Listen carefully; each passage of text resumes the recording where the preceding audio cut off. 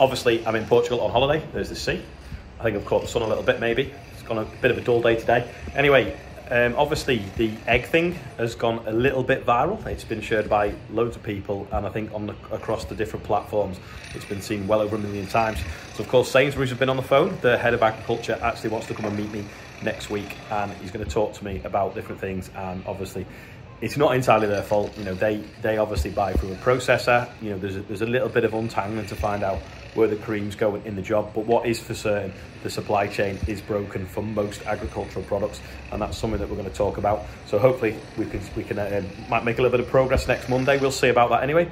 And the NFU are lobbying government at the same time to make sure that things are done in the background to make it a lot fairer for the agricultural sector, especially as food is now becoming more important. Anyway, that's enough waffle from me on a balcony in Portugal, watching the cranes moving. Here's the white Lamborghini and why it's there. So here I am now, sat on the white Lamborghini tractor. I wasn't there when the guy, Tim I think it was showing the lads how to drive it. So I've got on it, and I've been on it for about 2 minutes, and it won't start. I am not sure which button is the isolator, but the electrics are obviously isolated. I've pressed a few things, I've tried a few things, but I can't get it to start, so I'm gonna have to ring Robin up and find out what it is. While I'm waiting for Rob to come and show me, I'll show you a little bit around the cab. So inside the cab is very bright. You've got some green switches, which is very sort of Deutz, because obviously they come out the same factory as the Deutz Fahr. Got this joystick here with plenty of switches on. It's all COVID secure, because it's obviously been around for a while doing demos, this tractor. Got all the lights up here. Little switch there, doesn't seem to do anything. That's on the steps, I think. Wipers, all the lights, air conditioning, sunroof, which is glass, which is pretty good if you've got a loader on it. Sun visor comes down there. That door isn't a door, but it can open, I think, in an emergency. Don't know what that's for. Must be for mounting control panels, maybe, or GPS perhaps. Don't know. Then you pull this handle here to fold the steering wheel down. That's okay, but I prefer it when it's a pedal, because you can just do it with your toe in one hand rather than a two-handed operation. Forwards and reverses obviously on there. Indicators are on there. Normal side to a car. Hazard lights. Analog dash with a digital bit in the middle. Plenty of heater vents there, and these are also heater vents.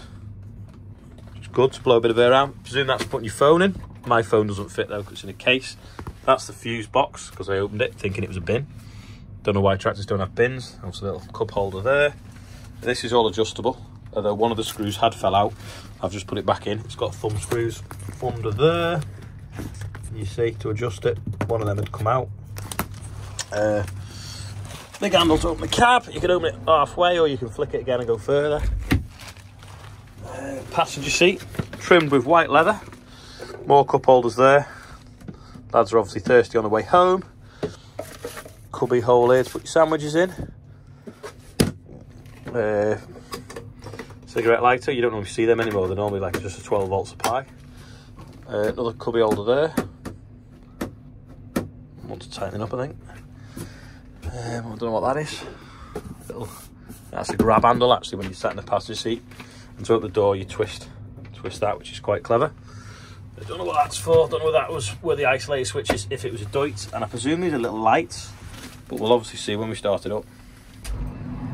So it turns out the isolator switch was on the step as you climb in.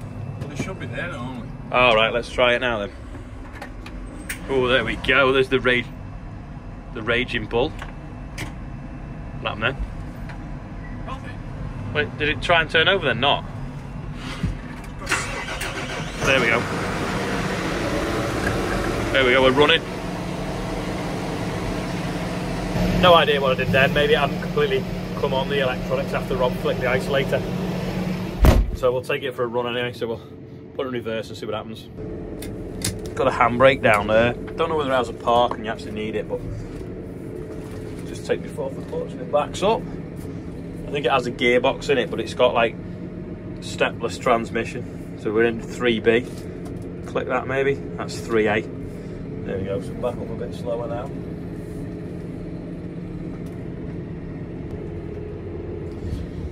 So batted it round now. That should be neutral. There we go. Just thinking, so you got these levers here, 1000 speed and 540 for the rear PTO. Now, would you call that basic or would you call that simple? A lot of them now are push button to select. You've obviously got eco and normal, so it must have 4-speed PTO. That's a spool valve, that's a spool valve, and then I think that is a 4-way spool valve as well. You can go spools that way, and don't know what I'm doing here, what am I doing wrong?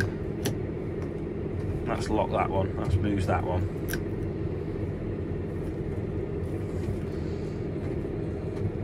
Don't know, maybe I should have had the introduction off them as well.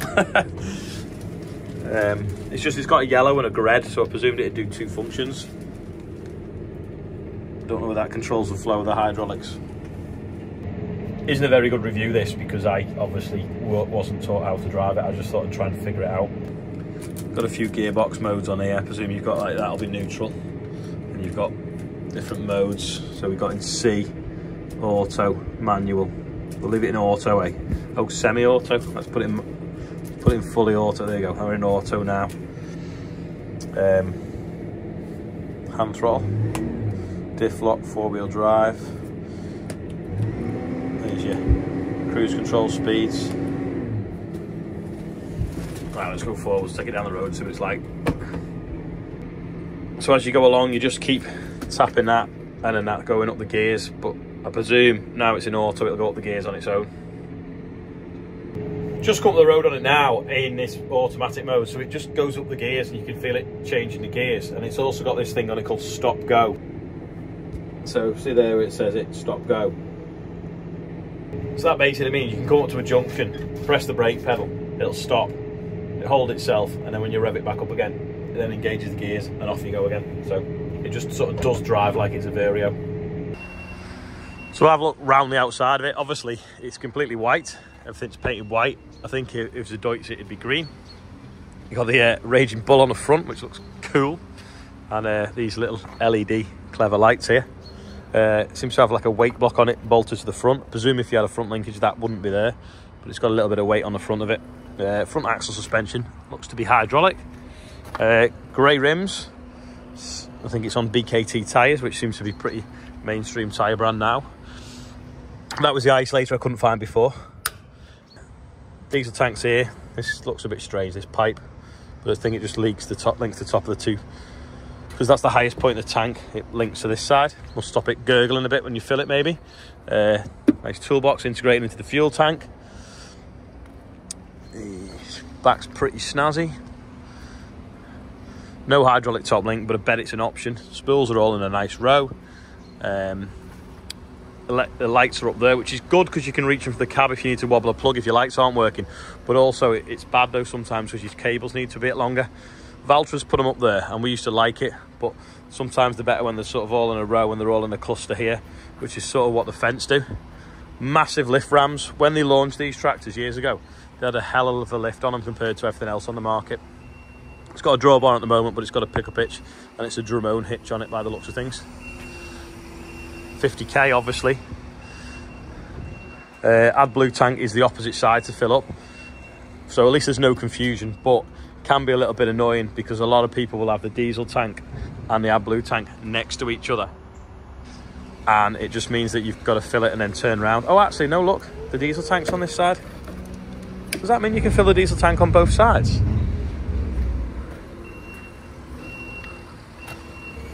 How strange.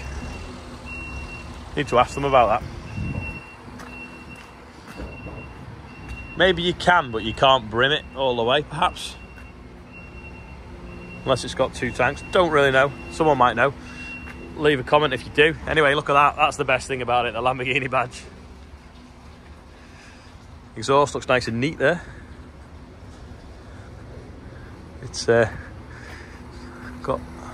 Don't think it's got an LED light package on it though, which is obviously a lot of things do seem to have now, but you can obviously upgrade it if you want to. But I think it's a smart looking tractor. It looks a little bit grey on the camera, but it is actually sort of Arctic white.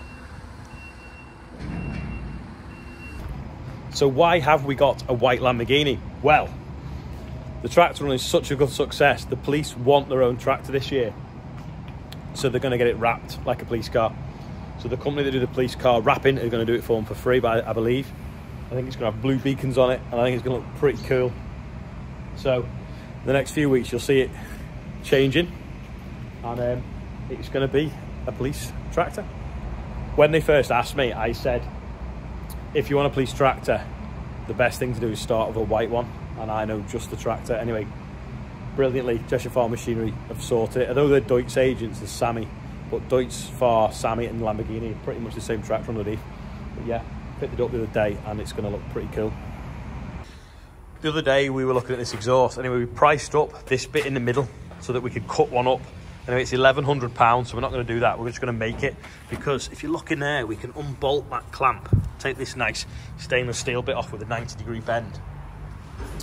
We can get a pipe this sort of size and then another pipe that size, make a little sort of 90 bend, weld it all up, put some framework on to support this stainless steel guard, which is 700 quid, so we don't want to buy a new one of them.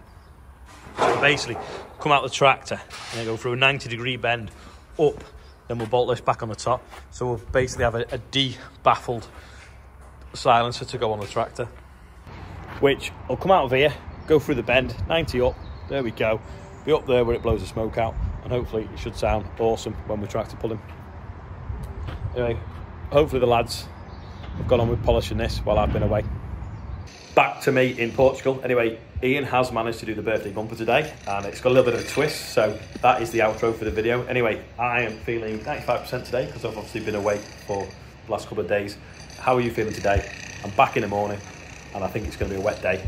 But anyway, normal business will be resumed tomorrow. Let me know how you are in the comments below. Don't forget, answer as a percent. If you're new to the channel, basically, say how you're feeling as a percentage in the comments below. Let's see if we can get everyone watching to do it. I bet we can't. I bet we can't even get 1,000 people, because people are getting lazy nowadays on YouTube, or they watch on the TV and don't bother commenting on the phone. Anyway, thanks for watching. See you tomorrow. There's the birthdays. Next weather for ducks. I've got an easy one today. We have Robert Buglass and William Graham Billings. Happy birthday to you guys. We've raised so far £16,704. Hopefully that will be 20,000 quid by Christmas. That'll be a nice gift. And as always, if you want to be on there, scan that QR code. Feel it, anniversario. Hope the weather's better where they talk like that.